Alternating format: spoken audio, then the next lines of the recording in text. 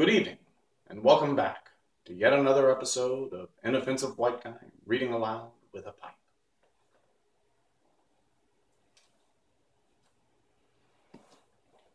This evening, we'll be joined by my good friend, Aloud, the Hound.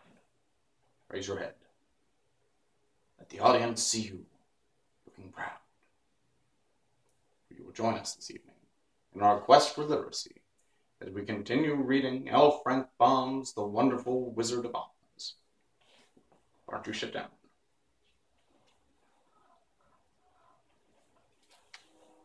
Good girl. We'll resume tonight's reading with Chapter 14, entitled The Winged Monkeys. You will remember there was no road, not even a pathway, between the castle of the Wicked Witch and the Emerald City. When the four travelers went in search of the witch, she had seen them coming, and so sent the winged monkeys to bring them back to her. It was much harder to find their way back through the big fields of buttercups and yellow daisies than it was being carried. They knew, of course, they must go straight east toward the rising sun, and they started off in the right way. But at noon, when the sun was over their heads, they did not know which was east and which was west, and that was the reason they were lost in the great fields. They kept on walking, however, and at night the moon came out and shone brightly. So they lay down among the sweet-smelling yellow flowers and slept soundly until morning, all but the Scarecrow and the Tin Woodman. The next morning the sun was behind a cloud, but they started on as if they were quite sure which way they were going. "If we walk far enough," said Dorothy, "we shall sometime come to some place, I'm sure." But day by day passed away, and they still saw nothing before them but the yellow fields. The Scarecrow began to grumble a bit. "We have surely lost our way," he said, "and unless we find it again in time to reach the Emerald City, I shall never get my brains." "Nor I my heart," said the Tin Woodman. "It seems to me I can scarcely wait till I get to Oz, and you must admit this is a very long journey." "You see," said the Cowardly Lion with a whimper, "I haven't the courage to keep tramping forever without getting anywhere at all." Then Dorothy lost heart. She sat down on the grass and looked at her companions, and they sat down and looked at her. And Toto found that for the first time in his life he was too tired to chase a butterfly that flew past his head. So he put out his tongue and panted and looked at Dorothy as if to ask what they should do next.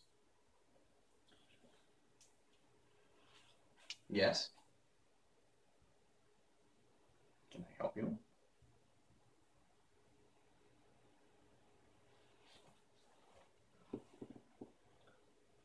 "Suppose we call the field mice," she suggested. "They could probably tell us the way to the Emerald City." "To be sure they could," cried the Scarecrow. "Why didn't we think of that before?"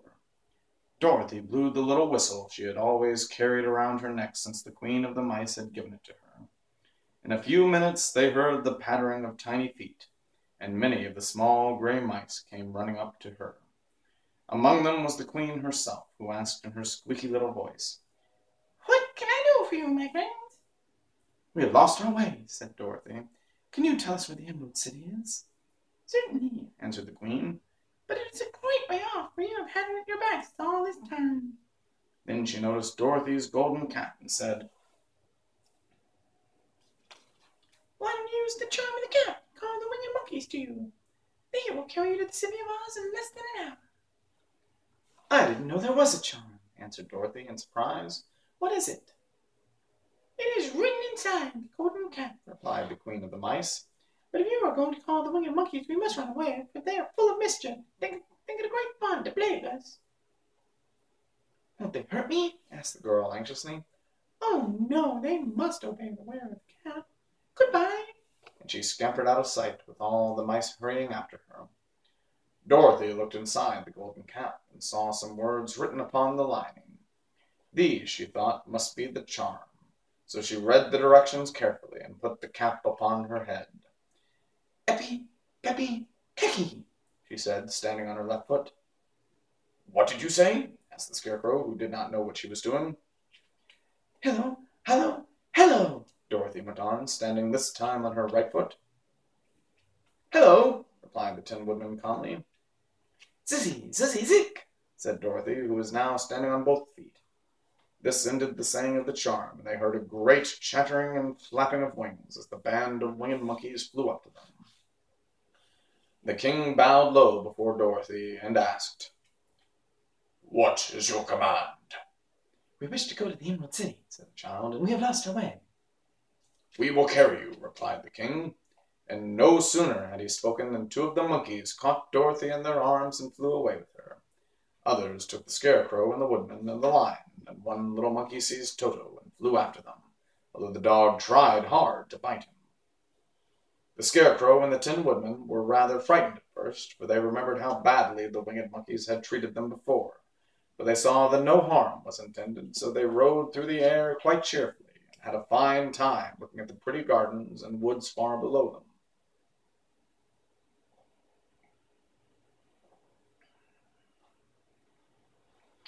Dorothy found herself riding easily between two of the biggest monkeys, one of them the king himself. They had made a chair of their hands and were careful not to hurt her. "Why do you obey the child with the golden cap?" she asked. "That is a long story," answered the king with a laugh. "But as we have a long journey before us, I will pass the time by telling you about it, if you wish." "I shall be glad to hear it," she replied. "Once," began the leader, "we were a free people, living happily in the great forest, flying from tree to tree, eating nuts and fruit, and doing just as we pleased without calling anybody master. Perhaps some of us were rather too full of mischief at times, flying down to pull the tails of the animals that had no wings, chasing birds and throwing nuts at the people who walked in the forest. But we were careless and happy and full of fun, and enjoyed every minute of the day. This was many years ago, long before Oz came out of the clouds to rule over this land. There lived here then, away at the north, a beautiful princess who was also a powerful sorceress. All her magic was used to help the people, and she was never known to hurt anyone who was good. Her name was Gayelette, and she lived in a handsome palace built from great blocks of ruby. Everyone loved her, but her greatest sorrow was that she could find no one to love in return, since all the men were much too stupid and ugly to mate with one so beautiful and wise. At last, however, she found a boy who was handsome and manly and wise beyond his years. Gayelette made up her mind that when he grew to be a man, she would make him her husband. So she took him to her ruby palace and used all her magic powers to make him as strong and good and lovely as any woman could wish.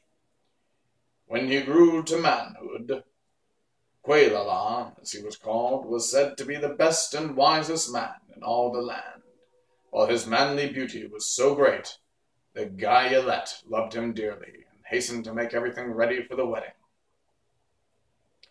My grandfather was at that time the king of the winged monkeys, which lived in the forest near Gayelette's palace, and the old fellow loved a joke better than a good dinner. One day, just before the wedding, my grandfather was flying out with his band when he saw Quelala walking beside the river. He was dressed in a rich costume of pink silk and purple velvet, and my grandfather thought he would see what he could do. At his word, the band flew down and seized Quelala, carried him in their arms until they were over the middle of the river, and then dropped him into the water. "Swim out, my fine fellow," cried my grandfather, "and see if the water has spotted your clothes." Quelala was much too wise not to swim, and he was not in the least spoiled by all his good fortune. He laughed when he came to the top of the water and swam into shore, but when Gayelette came running out to him, she found his silks and velvet all ruined by the river. The princess was very angry, and she knew, of course, who did it. She had all the winged monkeys brought before her, and she said at first that their wings should be tied and they should be treated as they had treated Quelala, and dropped in the river. But my grandfather pleaded hard, for he knew the winged monkeys would drown in the river with their wings tied, and Quelala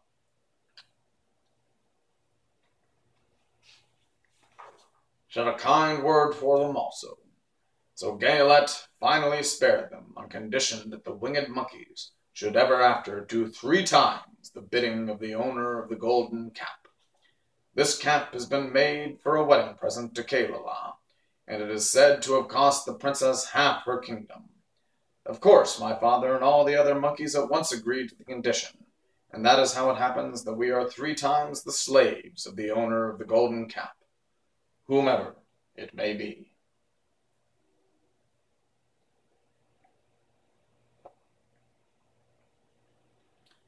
And what became of them? Asked Dorothy, who had been greatly interested in the story. Kalala, being the first owner of the golden cap, replied the monkey, he was the first to lay his wishes upon us.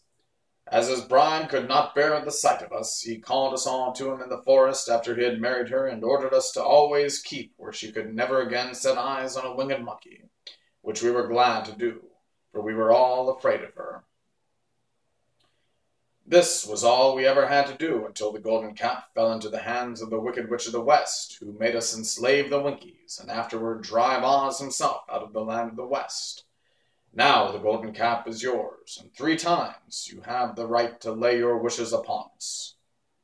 As the Monkey King finished his story, Dorothy looked down and saw the green, shining walls of the Emerald City before them. She wondered at the rapid flight of the monkeys, but was glad the journey was over. The strange creatures set the travelers down carefully before the gate of the city. The king bowed low to Dorothy and then flew swiftly away, followed by all his band. That was a good ride, said the little girl. Yes, and a quick way out of our troubles, replied the lion. How lucky it was you brought away that wonderful cat.